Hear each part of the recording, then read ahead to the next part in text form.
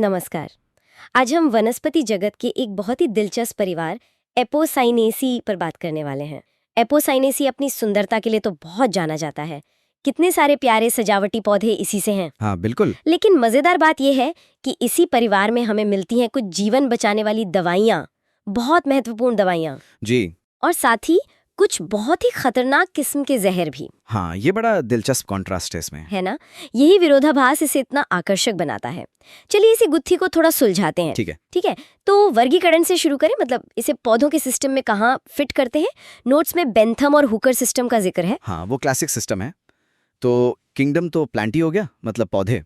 फिर sub division angiospermae, ठीक है, यानी फूल वाले पौधे जिनके बीज फल के अंदर होते हैं। ठीक है। और क्लास डाइकोटिलेडोन्स, मतलब 2 बीज पत्र, पत्तियों में जाल जैसा वेनेशन, और फूल अक्सर 5 हिस्सों वाले। पेंटामेरस। हाँ। हाँ और थोड़ा और स्पेसिफिक हो तो सब क्लास गैमोपेटेले। हाँ। गैमोपेटेले मतलब पंखुड़ियां जुड़ी हुई होती हैं, फ्यूज्ड, अक्सर एक ट्यूब जैसी बनाती हैं। अच्छा, ये जरूरी है। हाँ, ये परागण वगैरह के लिए काफी महत्वपूर्ण होता है।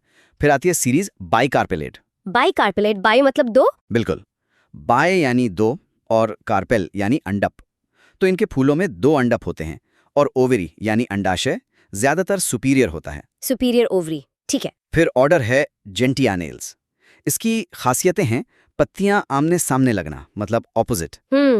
फूल एक्टिनोमॉर्फिक होते हैं, मतलब रेडियली सिमेट्रिकल, किसी भी तरफ से काटो बराबर दिखेंगे। ओके। और पुंकेसर यानी स्टेमेंस, वो पंखुड़ियों से जुड़े होते हैं, एपिपेटालिस। एपिपेटालस। अच्छा, तो इन सब लक्षणों को मिलाकर हम पहुंचते हैं परिवार एपोसाइनेसी पर। जी हाँ। तो अब इसकी क्या खास बात है जो इसे एकदम अलग पहचान देती है। नोट्स कह रहे हैं, एक तो साइमोस पुष्पक्रम, हाँ, साइमोस इन्फ्लोरेसेंस। और वो 2 अंडप वाली बात जो नीचे से अलग हैं पर ऊपर स्टाइल या स्टिग्मा से जुड़े हैं। ये तो बड़ा अनोखा है। बहुत अनोखा। ये इसकी एक तरह से पहचान ही है। और तीसरी चीज वो दूधिया रस, लेटेक्स। हाँ, लेटेक्स ज्यादातर पौधों में होता है ना इसमें। हाँ, लगभग सभी में कह सकते हैं। ये इस परिवार का जैसे सिग्नेचर मार्क है, शायद कीड़ों वगैरह से बचाव के लिए। हो सकता है। और ये परिवार छोटा नहीं है, काफी बड़ा है। दुनिया भर में करीब 300 वंश और कोई 1300 प्रजातियां हैं इसकी। बाप रे, 1300। हाँ, मिलती तो लगभग हर जगह है, पर इनका असली घर है गर्म इलाके, उष्णकटिबंधीय क्षेत्र। अच्छा, ट्रॉपिक्स में ज्यादा। जी, कुछ जाने माने पौधे जो नोट्स में भी हैं, एल्स्टोनिया है, कैथेरांथस। कैथेरांथस तो सदाबहार हुआ ना। हाँ, वही सदाबहार। फिर नेरियम यानी कनेर, राउवुल्फिया, सर्पगंधा। सर्पगंधा, बिल्कुल, विंका है, और वो सुंदर सा दिखने वाला एडेनियम। हाँ, एडेनियम तो बहुत पॉपुलर है आजकल। और जैसा कहा, लेटेक्स तो लगभग सब में है। ठीक है, अब जरा इनके रूप रंग पर आते हैं। मतलब ये दिखते कैसे हैं, हैबिट क्या है।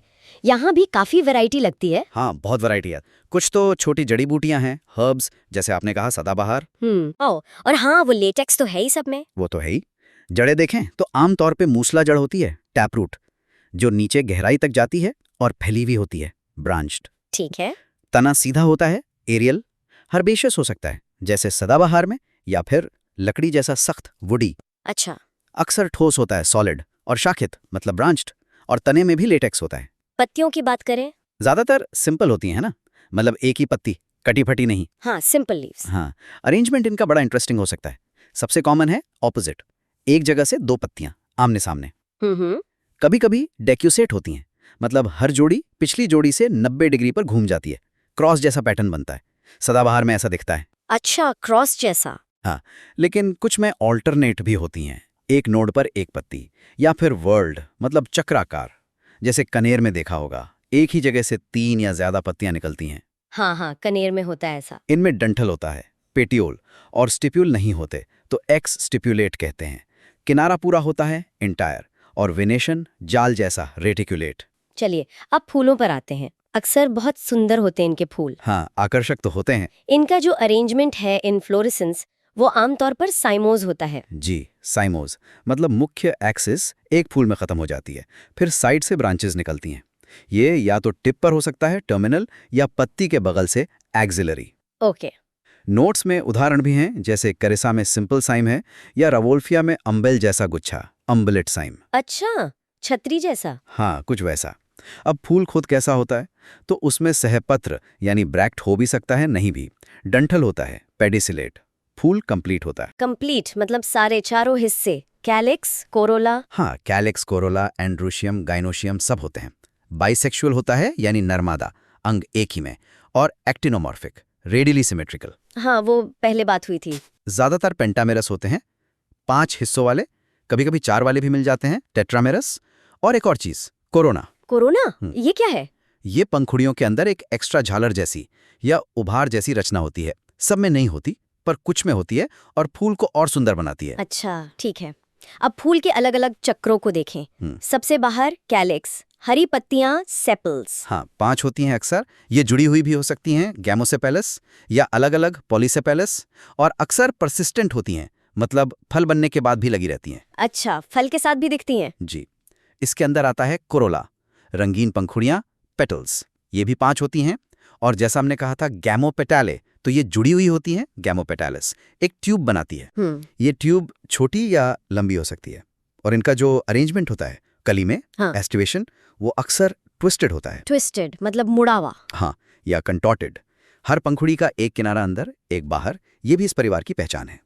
कभी कभी इम्ब्रिकेट या वॉल्वेट भी होता है, पर ट्विस्टेड सबसे कॉमन है। ठीक है, ट्विस्टेड एस्टिवेशन। ये याद रखने वाली बात है। बिल्कुल। अब आते हैं नर भाग पर, एंड्रोइशियम। 4 या 5 पुंकेसर होते हैं, स्टेमेंस। ये एपीपेटलस होते हैं, मतलब कोरोला ट्यूब से चिपके हुए, और अल्टर्नीपेटलस, यानी पंखुड़ियों के बीच वाली जगह पर। सही, पंखुड़ियों के आमने सामने नहीं, उनके बीच में। इनके जो परागकोश हैं, एंथर्स, वो अक्सर स्टिग्मा के पास चिपके होते हैं या उससे जुड़े होते हैं, कॉनेट। अच्छा, ये भी परागण के लिए जरूरी होगा। हाँ, ये मैकेनिज्म का हिस्सा है। और अब आते हैं सबसे अनोखे हिस्से पर, गाइनोएशियम, मादा भाग। हाँ, वो 2 कार्पल वाली बात। जी, बाइकार्पिलरी, 2 अंडकों से बना, और सिनकार्पस भी, मतलब अंडक जुड़े हैं। लेकिन अंडाशय, ओवरीज, वो नीचे से बिल्कुल अलग होती हैं, फ्री। लेकिन ऊपर जाकर वो एक ही स्टाइल और स्टिग्मा से जुड़ जाती हैं। अच्छा, नीचे से 2 बॉटलें, ऊपर ढक्कन 1, ऐसा कुछ? हाँ, बिल्कुल वैसे ही समझ लीजिए। स्टिग्मा का सिरा अक्सर मोटा सा, खास आकार का होता है। अब क्योंकि ओवरीज नीचे अलग हैं, तो हर एक में बीजांड किनारे पर लगते हैं, मार्जिनल प्लासेंटेशन। ओके। लेकिन अगर किसी में ओवरीज जुड़ी हुई हों, जो कम होता है, तो फिर प्लासेंटेशन एक्सियल होता है, और ओवरी के नीचे अक्सर एक नेक्टर वाली डिस्क होती है, कीड़ों को बुलाने के लिए। हाँ, मीठा रस। इस अनोखे गाइनीशियम की वजह से फल भी अलग अलग बनते होंगे फिर? बिल्कुल।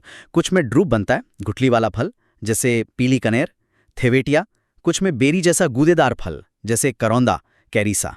और बहुतों में बनता है फॉलिकल, सूखा फल जो एक तरफ से फटता है। और क्योंकि ओवरी 2 होती हैं, तो अक्सर ये फॉलिकल जोड़े में मिलते हैं। हाँ, जैसे कनेर में वो लंबी लंबी फलियां होती हैं जोड़े में। वही, बिल्कुल, वो फॉलिकल्स का जोड़ा है। समझ गई। और बीज? बीज में एंडोस्पर्म होता है, मतलब भोजन स्टोर होता है।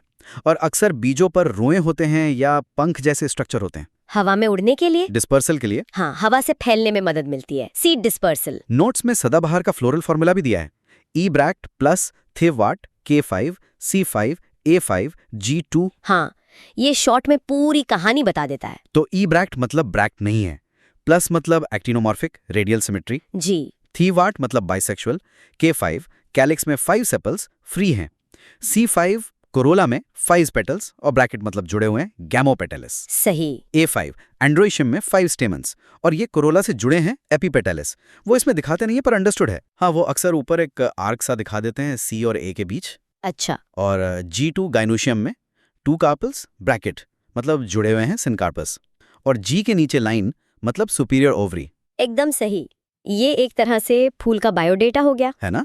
फ्लोरल डायग्राम का भी जिक्र है, पर उसमें अभी नहीं जाते। अब आते हैं उस हिस्से पर जो इस परिवार को सच में बहुत खास बनाता है, इसका आर्थिक महत्व। हाँ, ये पहलू तो वाकई कमाल का है। औषधीय पौधों की लिस्ट देखें तो बहुत प्रभावशाली है। राउवोल्फिया, सरपेंटिना। सर्पगंधा। हाँ, ये तो बहुत फेमस है। इससे निकलने वाले एल्कलॉइड्स हैं, जैसे रिसर्पिन, हाई ब्लड प्रेशर कम करने, सेडेटिव के तौर पर, और कुछ मानसिक दिक्कतों में इस्तेमाल होता है। फिर है सदाबहार, कैथरैंथस रोजियस। इससे मिलते हैं विंक्रिस्टीन और विनब्लास्टीन। ये बहुत जरूरी एंटी कैंसर एल्कलॉइड्स हैं। Anti cancer? सदाबहार से? ये तो सच में मतलब घरों में लगा रहता है ये पौधा? हाँ, वही सोचिए, एक आम सा दिखने वाला पौधा कैंसर के इलाज में इतना महत्वपूर्ण है। वाकई। और भी हैं क्या? बिल्कुल। एल्स्टोनिया स्कॉलरिस, सप्तपर्णी जिसे कहते हैं, उसकी छाल बुखार उतारने में काम आती है। फेब्रिफ्यूज है। अच्छा। होलेरेना एंटीडिसेंट्रिका, कुटज, नाम ही बता रहा है एंटीडिसेंट्रिक, पेचिश के इलाज में। हाँ, ये नाम सुना है। ये तो बस कुछ बड़े नाम हैं, और भी कई पौधे हैं इस परिवार के जो दवाइयों में काम आते हैं। मतलब औषधीय गुणों का खजाना है ये परिवार, कह सकते हैं।